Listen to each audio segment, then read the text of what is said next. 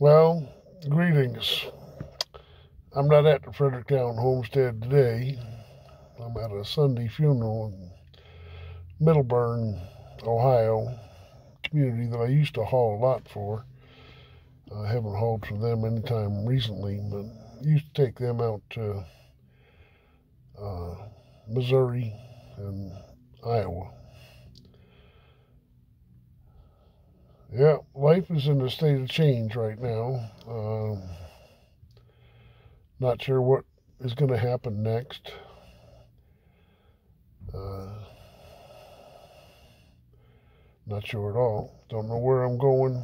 I know that we have to leave the farm probably around the first of the year.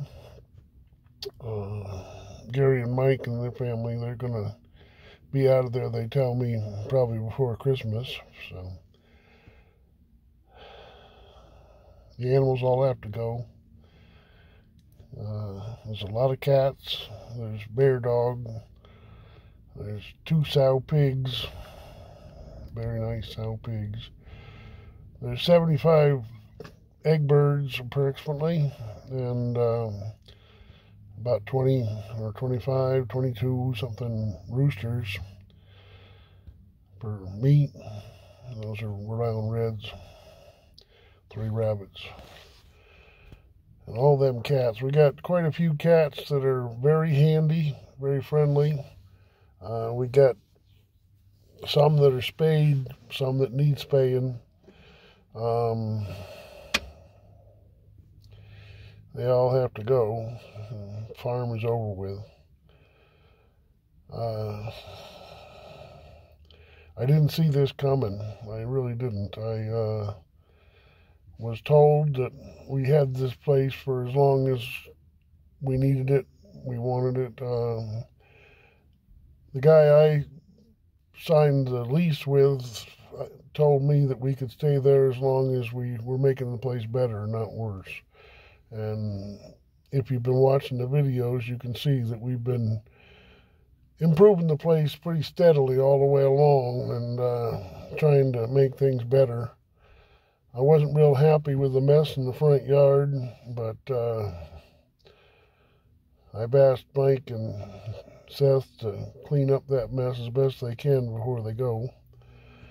That was a mistake on my part to put firewood in the front yard. I never should have done that. But I thought it could go in that door. And it could have if we'd spent money and bought a new door there. But we didn't. We couldn't.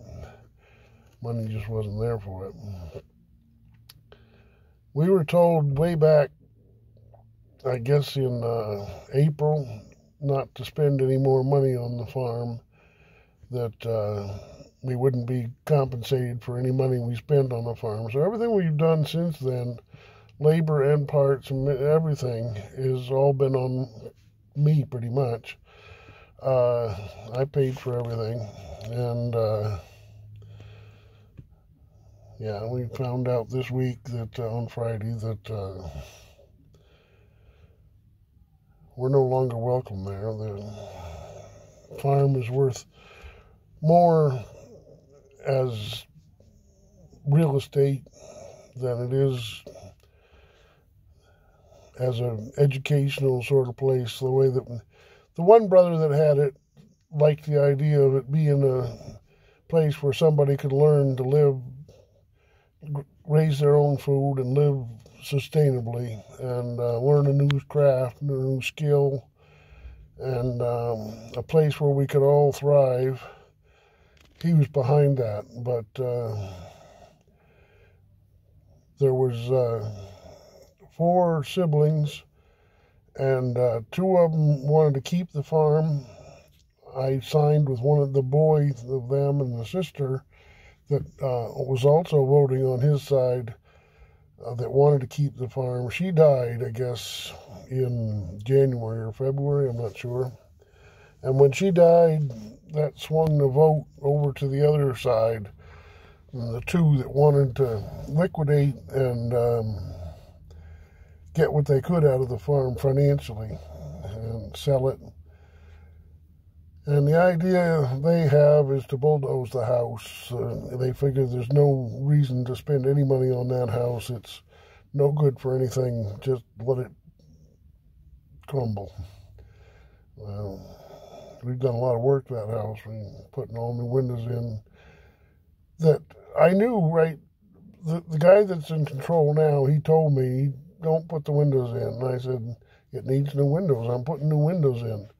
And at that point, I already had the money from his brother, so we put the new windows in. We didn't charge nothing for our labor.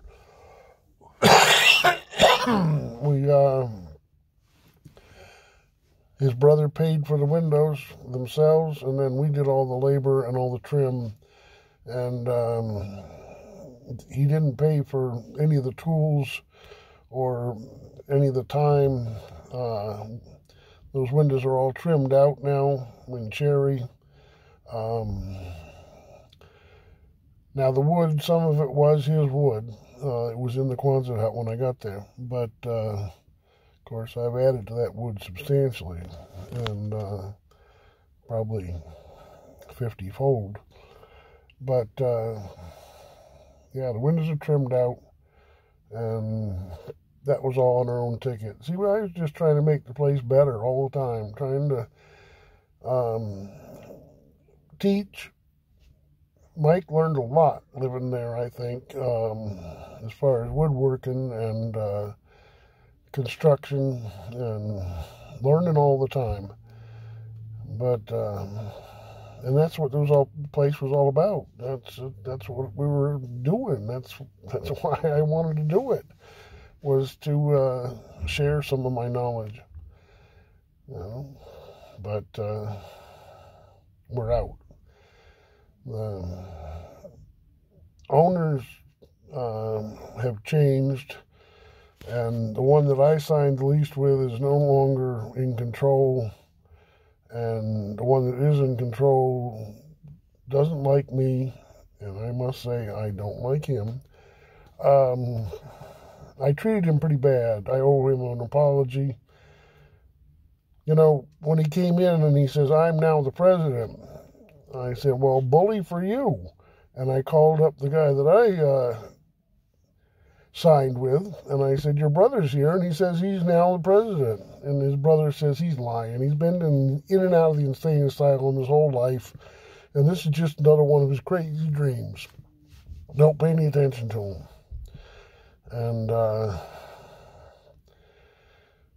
yeah, that was the information that was going on. And one of the people in the community that I respect a lot, that has known the family all along, for much longer than I have, I asked him about it, and he says, don't worry about this other guy, the brother. Don't worry about him. If something changes, I'll tell you. And, well, nothing changed until Friday when all of a sudden this all broke loose. Apparently he has been president since the first day he came in, but he didn't tell his brother that. And on the death of his sister, they re-voted and voted him in and voted his brother out. And I treated him pretty poorly. I treated him like somebody that was lying to me. I thought he was lying to me, and it sure did appear that way to me. You shouldn't treat anybody as badly as I treated him, but I did. I owe him an apology, but I'm paying for it because I'm now out of the farm because of it. He doesn't want any part of me. I don't know what's next. I don't know if I'm going to be able to stay somewhere nearby so I can still haul. I don't know if I'll be able to stay in the community somewheres. I don't know. I don't know what's going to happen. It's going to happen pretty quick because I got to be out of there by the first of the year. We're paid up through January. Well, I paid the guy that I signed with. I didn't pay anything to this new clown, his brother. But my plan was, this is still unfolding, but when I learned of all this, I thought, well, what I'll do is on January 1st, I'll go over there and give him the rent for January, and he'll probably throw it back in my face. But now with Gary and Mike leaving, I'll be all by myself again. And even if I do pay the rent, I'll be alone, and it'll be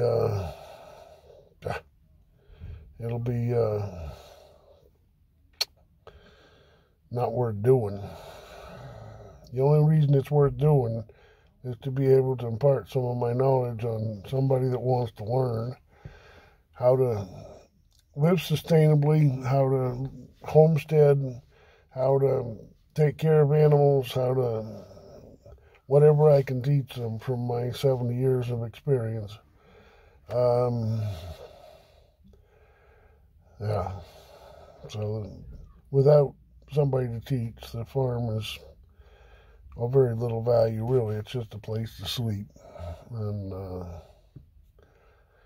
can't raise animals because when I'm on a trip, how do you keep the animals going, especially in winter? Yeah, I'm at a funeral today. It seems like the funeral of a lifestyle for me. I don't know.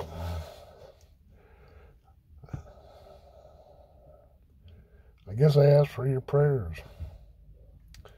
It's a hard time for all of us. It's a hard time for Gary and Mike. They've got little Piper, and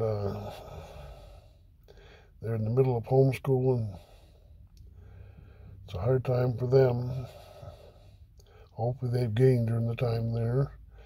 I've gained by having them there. But the time is coming to an end. We got to find places for the animals, and we got to be out of there. And the wood, oh, the wood. Oh, you know, I felt so good about collecting up that wood instead of taking money. The mill felt, they liked it. I was taking waste from them, really not waste, but they could pay me in wood. They didn't have to pay me cash. And I had stacks of beautiful wood drying in the Quonset hut. It felt like it was of so much more value than money to me to have the wood there, and now it's a burden. Now I got to do something with it, even if it's stack it up and burn it. I can't even do that. There's too much of it to stack up and burn. There's so much wood there. It's amazing. I'm wealthy in wood, but it's all got to be out of there somehow.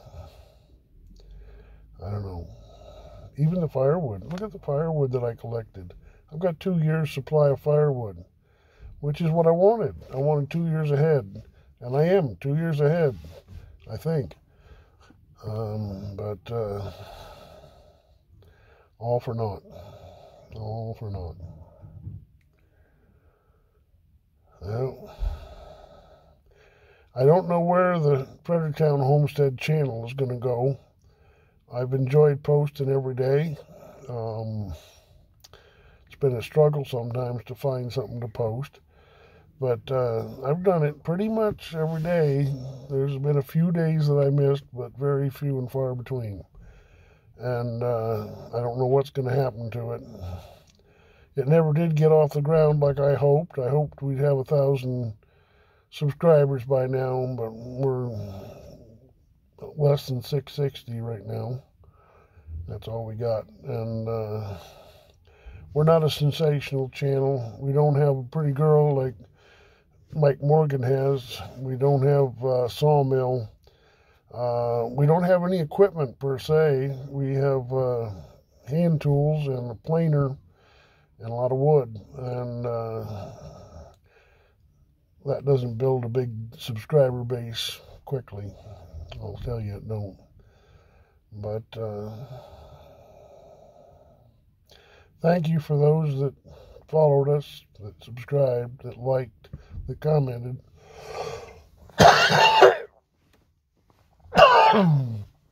We've been trying hard to mucus. We've been trying hard to answer all the comments. That's a challenge. I don't know how the people with thousands and thousands of subscribers do it. But we tried hard to got people walking by. That's what I'm looking at. Yeah. We ask you prayers and